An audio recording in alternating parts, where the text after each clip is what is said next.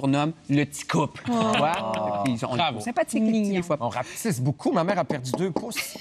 C'est vrai? Ben oui, son médecin, il a dit ça. Elle avait 5 pieds 4, elle est rendue à 5 pieds 2. On rapetisse. C'est peut-être ce qui t'attend. Comment? C'est peut-être ça qui t'attend. Ben peut-être. Il me semble que j'ai déjà été plus grand, moi. On la salue, ta mère, de laquelle on n'a jamais entendu parler. Hein? Non, jamais. Regarde ça discret.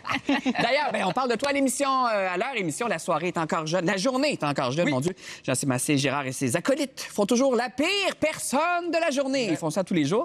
Et là, on a peut-être trouvé, je pense, la pire personne du début de 2023 à date. Je sais pas si vous connaissez l'influenceur misogyne Andrew Tate, mais là, sachez qu'il s'est fait arrêter la semaine dernière en Roumanie. Qui est-il, Andrew Tate? Quelqu'un qui a beaucoup de succès. En tout cas, beaucoup de gens qui le suivent. Oui, il est beaucoup suivi. Puis peut-être que vous avez vu son nom passer sur vos réseaux sociaux, mais vous ne savez pas c'est qui. C'est un ancien kickboxer qui a participé à Big Brother, qui s'est fait évincer de Big Brother, mais pas par le jeu, par la production, et qui est depuis devenu un influenceur qui est ultra suivi. Puis lui-même, il dit qu'il est misogyne. Là. Fait que, tu sais, quand on dit misogyne, c'est pas notre point de vue. C'est son choix. Ah ouais. C'est son choix. C'est autoproclamé, là. Ben, il dit, mettons, ça, des trucs qu'il a dit, les femmes devraient rester à la maison, les femmes sont la propriété des hommes. Il a même fait une vidéo dans laquelle il montre comment, disons, contrôler physiquement une femme, tu sais, ce genre de trucs-là. Ah oui, il dit que les femmes ne devraient pas conduire, que ces blondes ne devraient même pas parler à d'autres hommes. C'est terrible, mais ce qui est fou, c'est qu'on est dans un monde où un gars avec des idées comme ça a droit de citer aujourd'hui. Puis même si les réseaux sociaux ont suspendu ses comptes, il s'en est toujours rouvert et rouvert d'autres. Et il y a 12 milliards de visionnements sur ces vidéos. 12 milliards? Comment 12 milliards de visionnements. Au moins, il y a quelqu'un qui aime ça sur repeat, là, en Ohio. Ah oui, quelqu'un s'est accroché sur le bouton répétition. Au moins, il y a une personne qui l'a regardé. Sauf que là, pendant les fêtes, ça a diverti les foules. Moi aussi, j'ai pas perdu beaucoup de temps là-dessus. Il y a eu une petite querelle entre lui et Greta Thunberg sur Twitter. Elle lui a répondu. Oui, parce que lui, il voulait lui show et off. Oui. C'est gros chant. Dire combien il y a de voitures, puis tout ça, là. Puis elle lui a répondu en lui disant, c'est super dur à traduire en français, là, mais tu sais... ton énergie... En tout cas, elle a comme envoyé dans le face. Tu peux m'écrire à l'adresse petit pénis... Énergie de petit pénis. Énergie de petit pénis, getalive.com. Oui, c'est ça. Fait qu'elle l'a niaisé, puis tu sais, elle a eu un peu voyons, elle s'est fait du capital de sympathie. Oui, absolument. Les gens prenaient... Elle est plus intelligente que lui. Exact. Mais tu sais, ce qui me fait capoter, c'est ce que tu viens de dire. Tu dis, j'ai suivi ça pendant le temps des fêtes et je pense qu'on est tous un peu coupables. Moi, je suis ça comme un téléroman. Et je suis de celles qui rentrent dans Google à chaque jour Andrew Tate pour savoir qu'est-ce qui se passe. Parce qu'il s'est fait arrêter 2 jours plus tard après cette querelle. Il est toujours en détention en Roumanie en ce moment en attendant son procès pour traite d'êtres humains. Fait qu'on n'est plus juste dans des propos misogynes, on est aussi dans des actes criminels.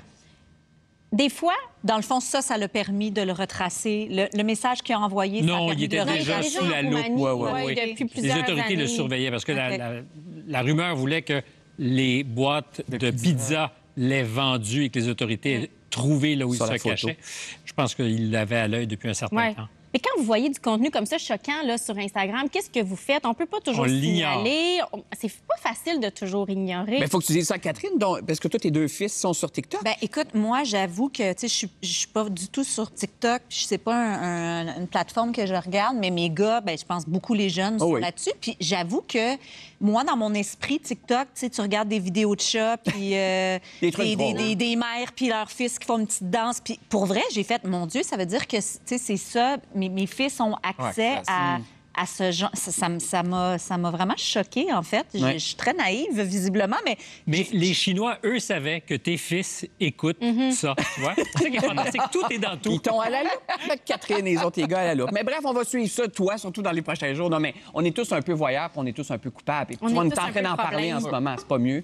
Mais on va finir sur du beau, tu sais, on parlait de ça en début d'émission, les spectacles à venir dans la prochaine année. Rapidement, là, tu sais, les gens, vous êtes très nombreux à nous écrire le premier spectacle que vous avez vu, Alain Tremblay. Led Zeppelin au Forum en 70. Ça va t'intéresser, Jean-Pierre Cardinal. Comment tu dis? Est-ce qu'il s'en souvient? Ah, est-ce qu'il s'en souvient? Jean-Pierre Cardinal, mon premier spectacle, le même que Stéphane Bureau. J'ai été au Parc Jarry pour voir Supertramp, première partie. Mais c'était un vrai bon show. Jean-Luc Ponty, qui est une légende du jazz, si je me trompe pas. Oui, exactement. Est-ce que les gens qui écrivent qui étaient au même spectacle que moi, lâche pas la poudre? Non, mais... On les cherche. Ça, c'est pour toi, Jean-Sébastien. Francine Bélanger, premier spectacle, j'ai assisté à l'enregistrement de La Ribouledingue, en direct dans le gymnase base du centre Père Marquette. C'était à la fin des années 60. Wow. Ça, c'est... Hein? Ça, c'est cool. Qu'est-ce qu'on surveille en 2023? Qu'est-ce qui s'en vient? Il y a beaucoup de spectacles. Là. On dirait qu'on est encore dans le renouveau post-COVID. Moi, je me promets cette année d'amener ma fille d'aller voir 2 shows au Centre Bell. Lizzo, qui est une formidable chanteuse, qui est complètement moderne. Qui est un beau modèle, tu vois. Un magnifique modèle. Et Angèle, un autre super beau modèle, qui vient 2 soirs à Montréal au Centre Bell, puis qui sera aussi, on l'a appris récemment à Coachella en plus. Fait que c'est vraiment comme une grosse vedette pop. Et c'est la seule raison pourquoi je vais voir des shows au Centre Bell, c'est juste pour les grandes vedettes pop, parce que sinon, ça n'a pas rapport d'aller voir un show dans un aréna. Je déteste ça. On est tous un peu tannés, hein, ça? Le Centre Bell et tout ça. Il y a un spectacle que je voulais voir cette année, le show. C'est mon groupe préféré, Arctic Monkeys. Un groupe britannique. Puis j'ai fait, hey, sais-tu quoi, c'est au Centre Bell au mois de septembre, je pense. J'irai pas. Tu n'entends même pas chanter, t'entends les gens à côté chanter, tu vois les écrans d'iPhone. Il y a des exceptions parce que et Paul McCartney et Leonard, c'était au Centre Bell des shows comme dans une église. C'est vrai, littéralement. J'ai pleuré. Plus âgé, probablement respectueux, mais des moments de communion. Ça aurait été parfait.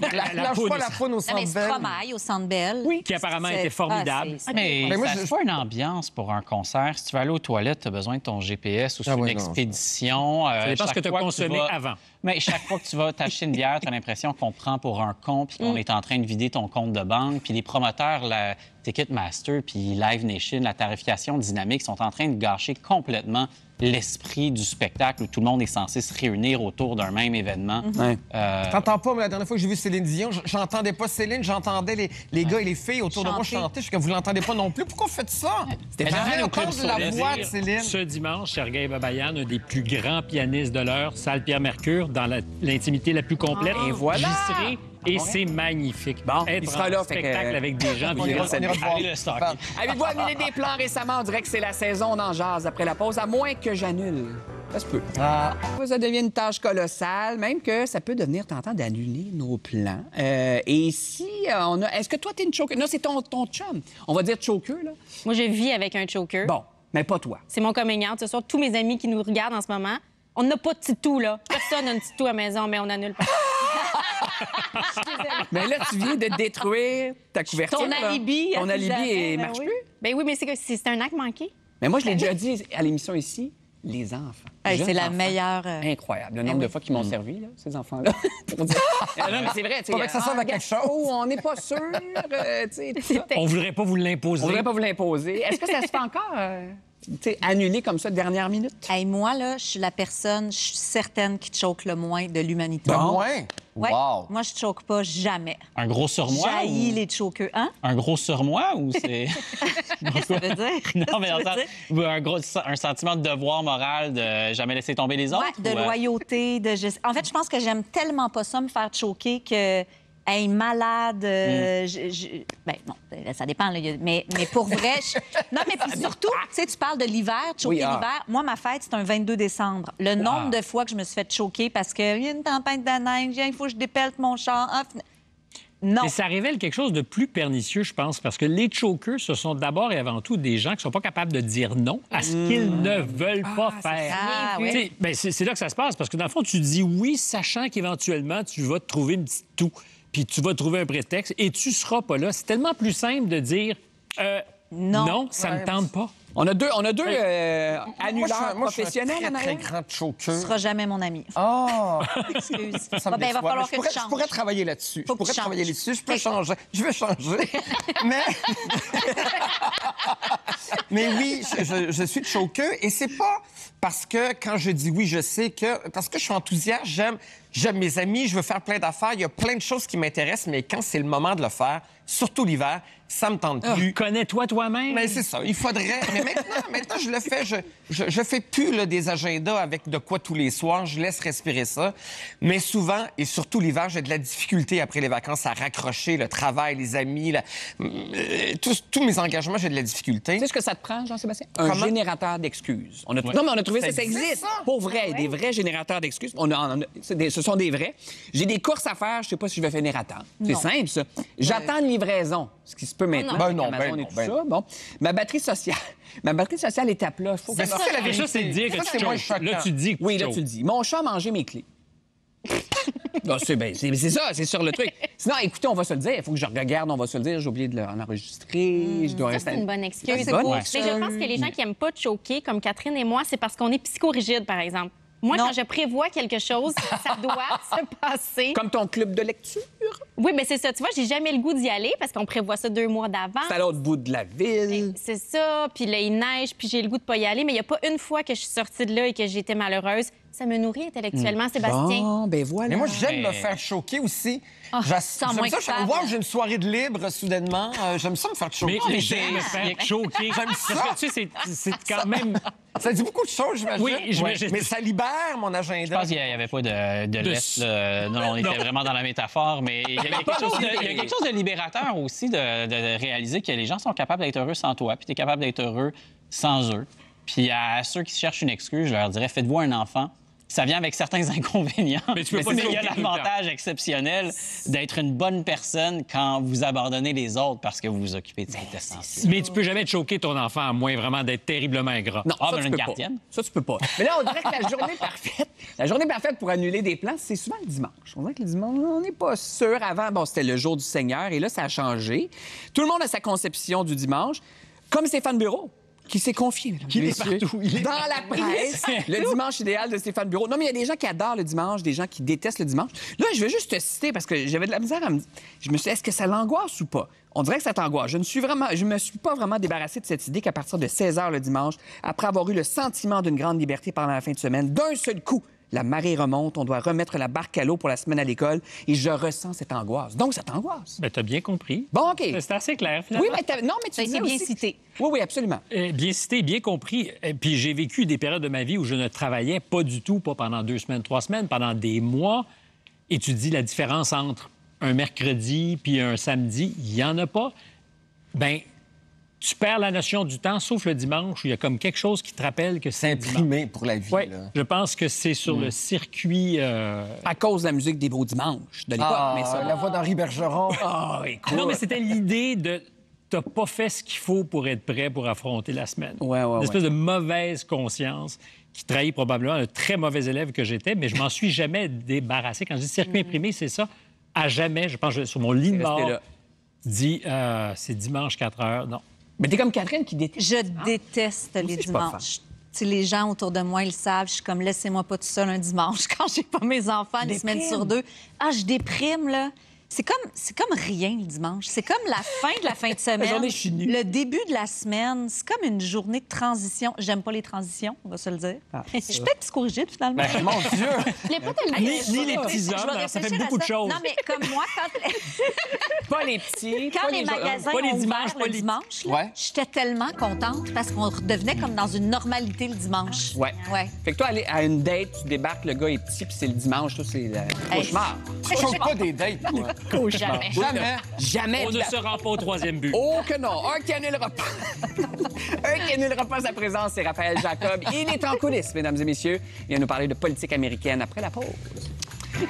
Ouais, dimanche, c'est... Contre-intuitivement, ça peut aider Trump. Parce que s'il est vu au sein du Parti républicain comme étant justement tellement plus faible, tellement plus vulnérable, Ouais. là, on peut le contester. Ça fait en sorte que 1, 2, 3, 8 personnes le contestent. Qu'est-ce que ça fait? En bon français, la division du vote. Et Absolument. son noyau dur, qui demeure dur derrière lui, va être encore dur derrière lui dans 6 mois, dans 12 mois. Ça peut l'aider. Puis la division du vote, mais aussi la division au sein du parti. On sent que les républicains l'ont laissé tomber, ou en tout cas, le laissent de plus en plus tomber. Pourquoi? Et il est gênant pour le parti. Il a toujours été gênant. Il a toujours été gênant, mais c'est Il de plus n'était en plus pas le l'ami roche du dans le Parti soulier. républicain quand il a fait sa première campagne en Exact. 2016. Il a fait rire de lui par tout l'establishment du parti. Il était considéré Ouais. comme un bozo fini. Ils ont tout fait pour s'en débarrasser. En fait, ils n'avaient pas à s'en débarrasser à ce Ouais. moment-là puisqu'il n'était pas le candidat. Mais ils ont tout fait pour dire qu'il n'avait aucune chance. Ils l'ont méprisé à leurs dépens.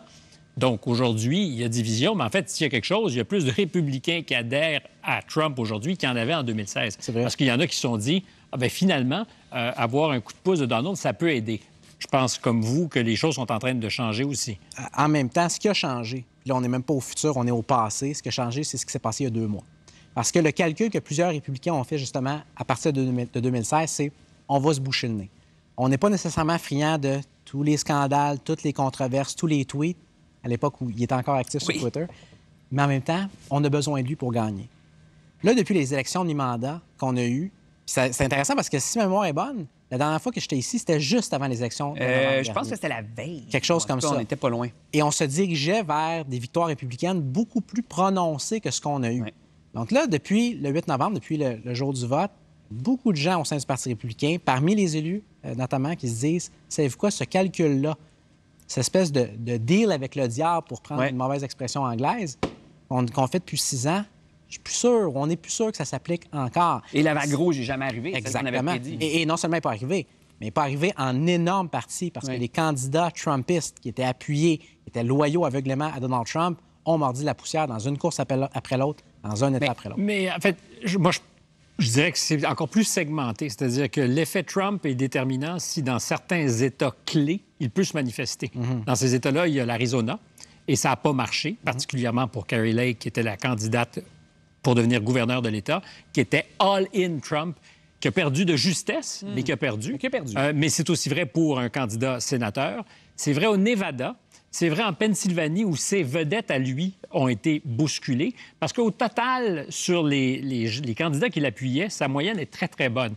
Dans des États qui sont plus naturellement républicains ou trumpiens, là où il fait la différence, où il se casse la gueule, c'est dans des États plus serrés. La Pennsylvanie, encore une fois, fait partie de ceux-là. Et la preuve des dernières élections de mi-mandat, c'est que là, il n'a pas scoré. Oui. Mais il score encore. Mais attention, hier, des chiffres, je veux juste qu'on les montre. On a publié ça sur Twitter hier. Donc, les intentions de vote, en tout cas, à ce jour-ci. Là. Qui a tweeté ça, clairement, pas une source crédible? Non, c'est pas une source crédible, un certain Raph Jacob. Mais quand même, tu sais, devant Ron DeSantis, c'est 46-33 c'est... Mais c'est-tu quoi? C'est-tu ce qui est très intéressant là-dedans? C'est que ça met en relief ce dont on se parlait tantôt. Dans cette course hypothétique-là, où Trump est 13 points en avance, c'est pas une course à 2. C'est une course à 3 avec d'autres candidats ont gagné dans des États comme l'Oklahoma et le Kansas. En bon français, encore une fois, who cares?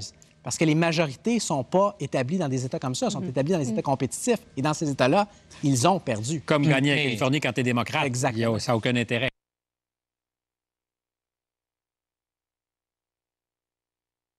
Aussi, c'est qu'il y a des gens crédibles qui cessent d'avoir peur de s'opposer à Donald Trump, comme la famille Murdoch, puis DeSantis aussi, qui est quand même une certaine autorité. Puis lui, il n'a pas peur de prendre de front Donald Trump. Et ça, c'est quelque chose qui n'existait pas quand même. Je pense que vous êtes d'accord avant. Absolument. Et d'ailleurs, ça aussi, c'est quelque chose de pivot qui a eu lieu lors des élections de mi-mandat. C'est qu'on parle beaucoup des contre-performances ou performances décevantes de plusieurs candidats trumpistes. Ce que plusieurs ont remarqué au sein du Parti républicain, c'est qu'il y avait des grosses pointures républicaines qui se sont opposés à Donald Trump avant l'élection, qui ont pris leur distance avec Donald Trump avant l'élection, qui, eux, ont gagné. Non, c'est ça. M. DeSantis en est un, mais c'est pas la seule. C'est il pas reste le seul. encore les ficelles. On parlait tout à l'heure du cas de l'influenceur Andrew Tate qu'on a suivi comme une télé-réalité. J'ai aussi suivi, comme beaucoup de gens, l'élection d'un nouveau président à la Chambre des représentants la semaine dernière. Ça a branlé dans le manche. Et finalement, c'est de peine et de misère, Kevin McCarthy, qui est le nouveau speaker, le nouveau président de la Chambre des représentants. 15 scrutins que ça a pris. Ça avait, depuis 1923, en fait, qu'on n'avait pas vu ça. Avant ça, même. Avant ça. Avant ça, 1855, exact. C'est-à-dire que ça faisait 100 ans qu'on n'avait pas eu autant de tours que ça, mais on a eu plus de tours qu'en 1923. Ah oui, c'est ça, OK, exact. Non, c'est ça. Mais donc, Trump a quand même tiré les ficelles. Il y a une photo qui a beaucoup circulé. Oui et non. Parce que oui. Il est intervenu tôt dans le processus en disant, écoutez les enfants, la récréation est terminée, on va appuyer McCarthy. Puis ça a pris quelques tours pour qu'on arrive à ça. Oui. Et je ne pense, même si vendredi et jusqu'à tard dans la soirée, Trump a appuyé certains des récalcitrants du Freedom Caucus, je pense pas, évidemment, on ne peut pas le savoir, qu'il a été le facteur déterminant. S'il avait été le facteur déterminant, ça serait arrivé plus tôt. Et il en aurait tiré un grand succès. Ouais. C'est-à-dire qu'il serait sorti sur toutes les plateformes. Ah oui, absolument. J'ai dénoué l'impasse. C'est moi qui n'a pas pu le faire. Non, c'est ça. Il nous reste à peu près 30 secondes, mais juste pour aller à la pause. Puis on va continuer, d'ailleurs, à en parler après la pause. Cette photo-là, qu'est-ce que c'est? Moi, ça me fait beaucoup rire, cette photo-là. C'est surréel. On s'en parlait ensemble avant d'entrer en ondes. On s'est presque habitué à Trump, je dis bien presque, au fil des ans. Mais si je vous avais dit, il y a 10 ans, qu'une complotiste, parce que c'est ce qu'elle est, là, Marjorie Taylor Greene, qui croit notamment que les feux de forêt en Californie ont été déclenchés par des lasers contrôlés par la famille Rothschild. C'est pas confirmé, ça? Il y a seulement 2 sources, il y en manque une troisième. On dit que cette personne-là est aujourd'hui une membre du Congrès, qui en est à son 2e mandat, et qu'elle, possiblement jusqu'à un certain point, de mèche avec Donald Trump, ont tiré les ficelles pour le contrôle de la Chambre des représentants d'été qu'on voit. Ça, c'est l'appel qu'elle faisait pendant un des scrutins, mais donc on voit bien d'été à qui est en train de parler au téléphone. Mais qui aurait cru ça il y a 10 ans? Incroyable. C'est incroyable. Fait que tu restes avec nous. Si On vous va voulez. parler de politique américaine après la pause. Entre autres, Joe Biden. Qu'adviendra-t-il de Joe Biden? On en cette parle année? toujours après Trump, même si ça fait 2 ans qu'il est président. là. Il est moins excitant. Ouais, qu'est-ce que tu veux?